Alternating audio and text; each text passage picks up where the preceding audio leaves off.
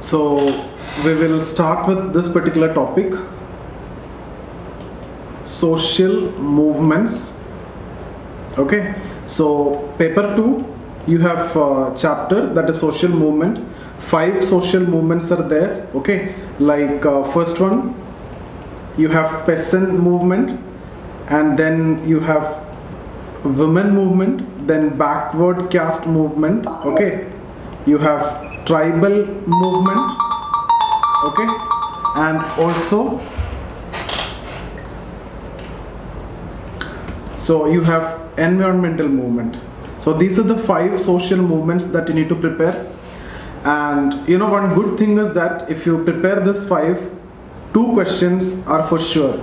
For example, if and that can be predictable also. If this year this 2 is asked, next year any 2 from this 3 will be asked, and it will repeat like that only. Okay, and next year if let's suppose this 2 is asked, again you can predict from this 3 2 will be asked. Rarely only you will get only 1 question from this particular area. Mostly you will get 2 questions. Okay, so you can expect out of this 5, always, most of the time, 90% of the chance you will get this. So you don't want to miss it. Anyway, you should not leave any topic from the syllabus. It can be asked anywhere as a 10 marker, any topic. So this has to be must attempt question also. Once the question is asked, it has to be must attempt. And in 2017 essay, I'm talking about general essay, this question was asked, women movement. Okay, so actually new women movement was asked over there in 2017 essay paper. So keeping all those things in mind, we will start with this. Very simple, there is nothing sociological. What are the different movements, what happened pre-independence, what happened post-independence, what happened post-green revolution. In case of farmers and peasants, you already know, we have discussed many things already about farmers. We have discussed about agrarian class structure, we have discussed about agricultural classes, we have discussed about green revolution, we have discussed about land reform. In most of the cases when we discussed about the impact, we have already covered all these points. Okay, so specifically we talk about farmers movement, especially after green revolution. Till then we understand all the different types of issues as peasant issues. Mostly farmers as a category is emerging, and their movements you can see in terms of demand for free electricity, free water, increase in minimum support price, etc. That is a phenomena which you can see post green revolution. Till then every issue are almost same, peasants issues. Okay, it was addressed together. Farmers movement specific to post green revolution. So let's get into the PDF. It is direct, there is nothing new. Peasants are conceptually different from farmers, who in a strict typology grow farm produce for commercial purpose. So when we talk about farmers, basically they are looking for commercial purpose and have a considerable larger land holding. Peasants on the other hand have smaller land holdings which are mostly subsistence in nature. So we are making a small difference between the farmers and peasants. So what I want to tell you is, these peasants, it is not peasants or farmers movement. This is peasant and farmers movement. Both conceptually are 2 different categories. So if the question is asking about farmers movement, you have to focus on farmers more. Although you need to mention about peasants also. Okay, so farmers issues and peasant issues are totally different. Okay, because this is how you need to identify them. Peasants maybe sometimes do part-time labor also during leaner season, so they may do some other different occupations also. For this difference, the problems faced by the peasants are different from the problems faced by the farmers. So there is a conceptual understanding between them. The term peasant in India has also multiple meanings. It is seen as an underclass by Anand Chakravarti. It is seen as sharing caste features as per regional variation according to Javed Alam.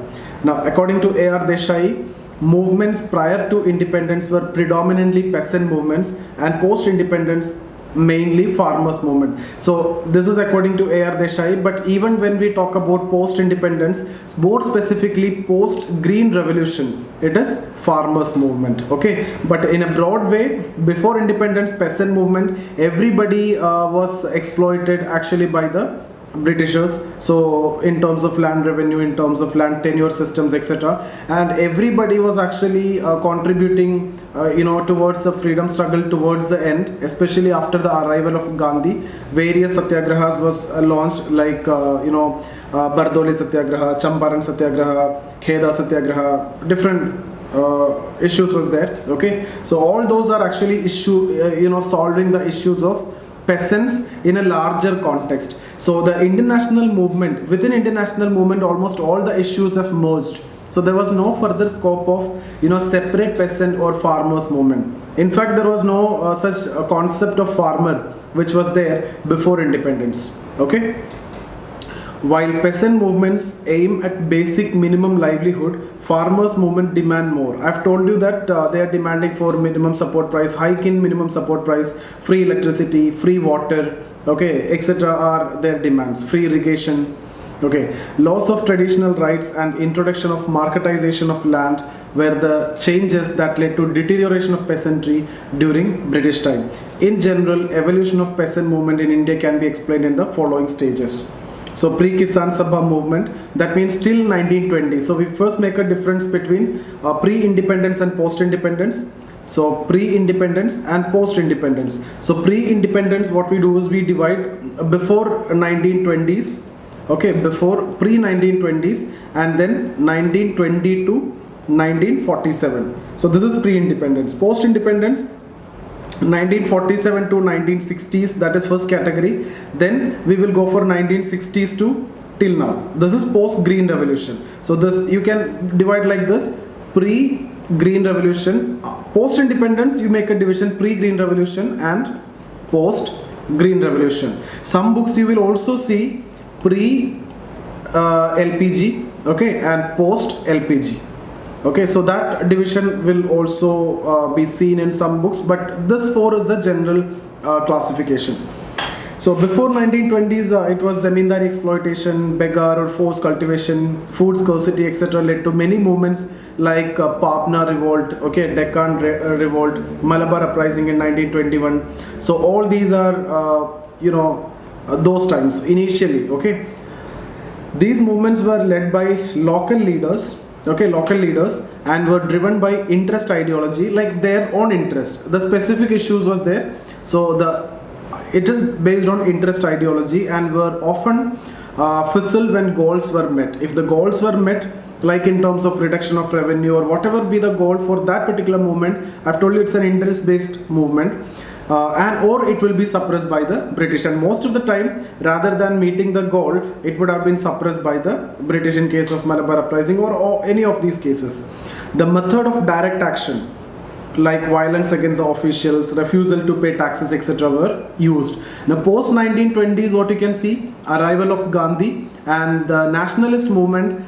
In the nationalist movement, everything will come now. Yeah, that you already know in history. We are talking about, Indigo revolt. That is before, and post 1920s. During this time, you cannot make a watertight distinction. Maybe during this time, approximately this time. So Kheda Satyagraha, okay, the Champaran Satyagraha, both were led by Gandhi, and then Bardoli Satyagraha, Patel. Okay, so everything, all these issues are actually addressed within the larger context of the nationalist movement.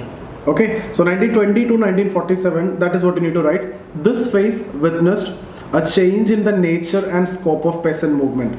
The question of liberation of people led to the question of country's independence. The peasant movement acquired a nationalist character. Okay, so when we talk about non-cooperation movement, when we talk about civil disobedience movement, when we talk about Quit India movement, we will always talk about, the contribution of peasant was so high here, okay, here, etc. Right? Apart from the contributions of women, minorities, Muslims, etc., we will also talk about the contribution of peasants. So you can see it is actually going to, merge into the movement for country's independence, because liberation of people now is actually connected to country's independence. The peasant movement acquired a nationalist character, addressing specific problems of peasant.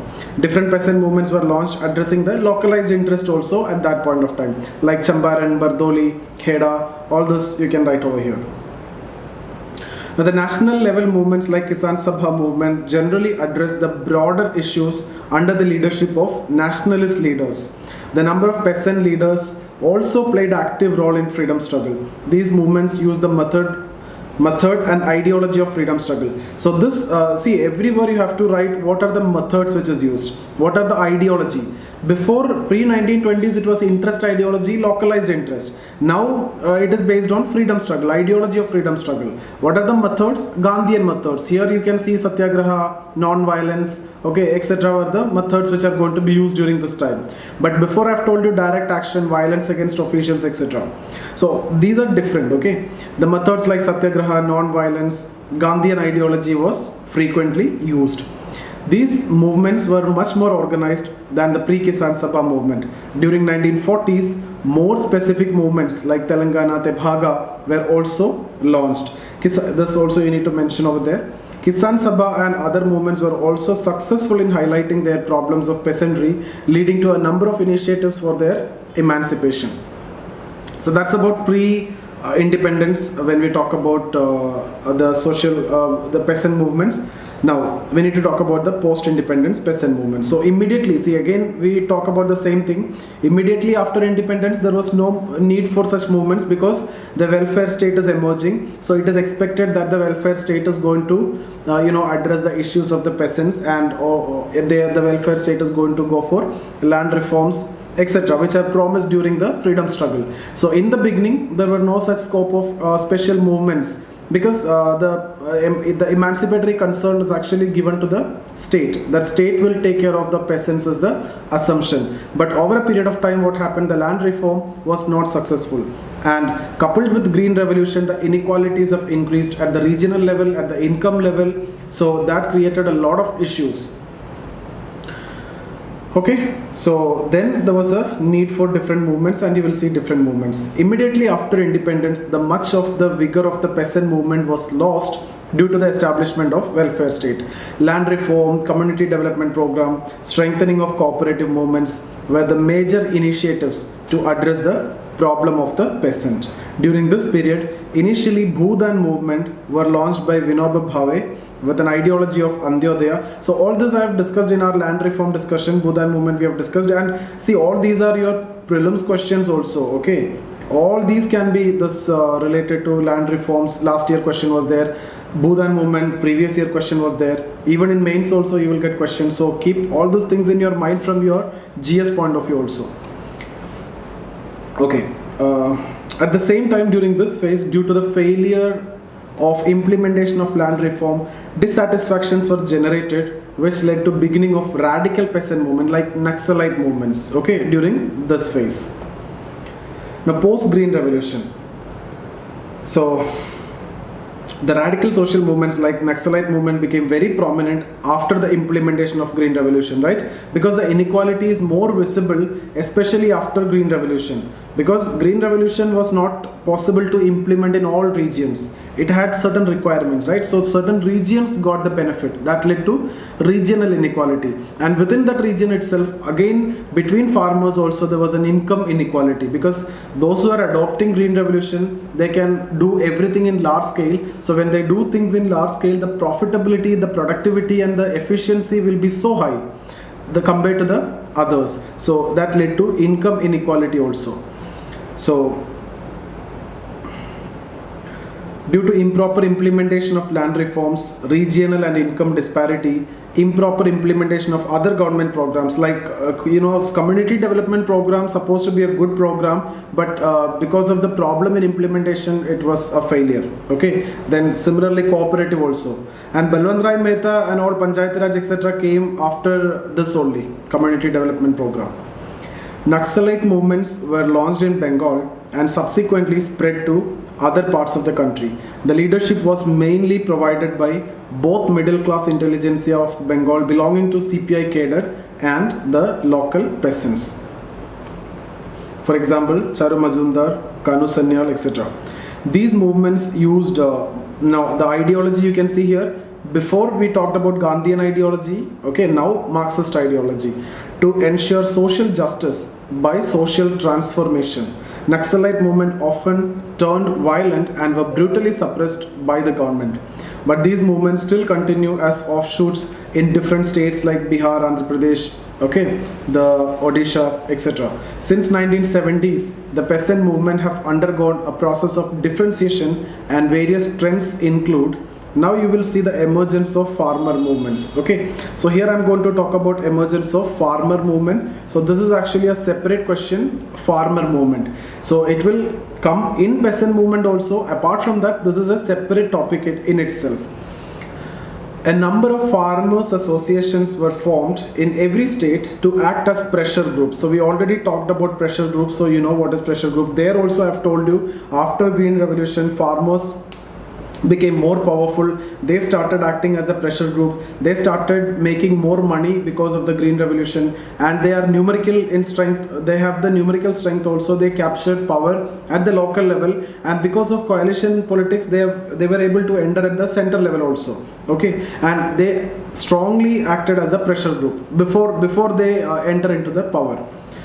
So they act as a pressure group for the protection of the interest of the farmers. This process has to be seen coupled with the emergence of middle peasant class as dominant caste. Okay, so the dominant caste is emerged from this particular group. These associations often launched movements to extract benefit from the government and subsequently played a significant role in the political process. The growing importance of the regional political party owed their origin to these farmer movements. Okay, these movements are oriented towards satisfaction of particular interest like free electricity, water, decrease in user charges, MSP. Okay, so this is also based on interest ideology. Their own interest is what matters here. These movements generally had leadership from within, mainly farmers. So mainly we have seen leadership from outsiders in case of Naxalite movement and in case of during freedom struggle. BKU movement led by Tikayat are the examples. You can add many more examples. You will get a lot of examples from essential sociology also. You can go through that, you'll get some examples over there. The methodology of direct action has been quite frequently used in these methods. So direct action like Satyagraha, Rasta Roko, Rail Roko, these farmers movement has been addressing the problems of dry land areas, demanding specific benefits for them. These farmers movement have been quite successful in meeting their objective. So we are talking about the impact of the farmer movement here in this paragraph, which is evident from the increase in MSP and existence of certain benefits like free electricity and water in number of states, and the user charges have been generally low, and the farmers still not have been brought under the purview of income tax. At the same time, farmer movement also address national issues like liberalization, privatization, globalization, role of WTO, national agricultural policies, etc. So, and you can add recent example whenever you are writing your exam. So depends on that, you need to add the examples.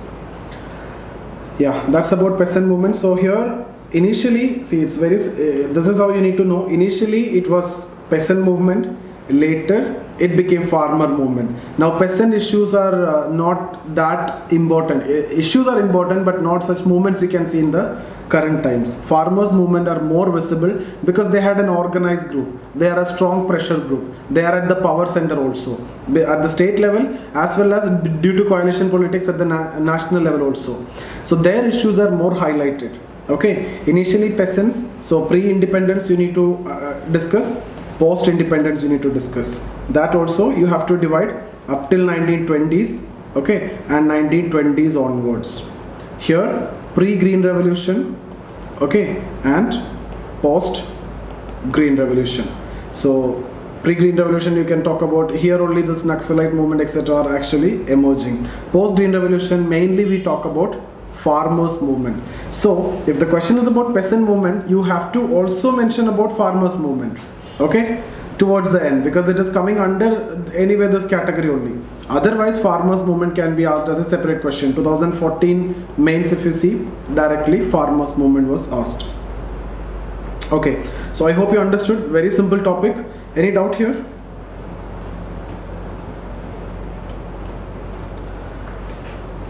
Sir, what was the reason for the movement post independence and pre-Green Revolution? Yeah, that mainly because of failure of land reforms. discontentment among the peasantry due to the failure of land reform. It was when we discussed about land reform, I have told you many reasons. It was because of politician, the landlord, the big landlord nexus, or the bureaucrat landlord nexus. So there were different issues. Even though the law was there, it was not possible to hand over the land. There are a lot of malpractices. There are a lot of proxy transactions, fraud transactions which have happened. Even there were instances like the person started writing the land in the name of their pets also, like the cats and dogs, etc. Okay, so those issues, because of that, peasants were not able to get the benefit of land reform, and that was compounded after the Green Revolution, because people understood the importance of land after the Green Revolution especially. Okay, sir. Thank you. Yeah. Hello, sir. Tell me. Sir, one question was there. What was the sociological impact of this movement? So, how to approach this type of question? We have to divide it into impact on women, elder, like that, or Yeah. See, any sociological impact, you have to make a division. So here I haven't discussed about the level of caste participation. Okay, for that you need to have extra reading also, the level. But you can say a peasant as actually understood as a class more than a caste. One thing, that they are at the lower level of the agrarian class structure. Secondly, how can you connect it with caste is because most of the peasants are basically from lower caste. So there is a linkage between caste here. Okay, you can also talk about Jajmani relations here that has been broken. Okay, you can talk about how it affecting the family level. Okay, so nationalist struggle also, you can, nationalist movement, you need to talk about that also. So all these are part of sociological aspect only. Okay, sir. Okay, but ultimately you need to divide into different, so you need to also talk about this micro macro level. Okay, so that is what we have discussed. Micro level means the specific issues, small minute issues. We don't want to focus more on that. You just need to tell that there were specific movements like Bardoli Satyagraha, etc. There were specific movements. At the same time, there were broader, larger movements which spread across the country. That is addressing the peasant issue at a macro level, which was led by Mahatma Gandhi. Like that, you need to talk about this issue. It's all about you bringing the perspective. The content remain the same. You cannot change the content because movements are, these are the main movements. Okay, sir. Yeah. And you need to finally talk about the objectives it met. Okay, during freedom struggle, what are the objectives it met, and during post Green Revolution, what are the objectives met. So those things has to be there in your answer. Okay, so can we move? Okay, now before backward caste movement, so what you see is you have to always see the causes of the movement. Okay, so in case of farmers movement or in case of peasant movement, first you have to talk about the causes, and then you have to talk about the leadership. So if you see the discussion that we have done, I was talking about the leadership pre-independence. Before 1920s, I've told you the leadership is from within. Post 1920s, I've told you the nationalist leaders. Then I've told you again from within, like that. So we are talking about leadership. We need to also talk about ideology. Okay, like reformist ideology, Gandhian ideology, revivalist ideology, Marxian ideology.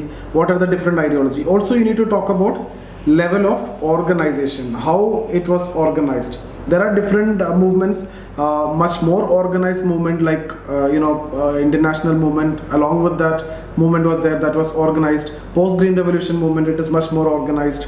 Okay, so the level of organization of the movement, all these also has to be incorporated in your answer. But everything I've incorporated in the discussion, but I'm saying this is how you can bring that different dimension.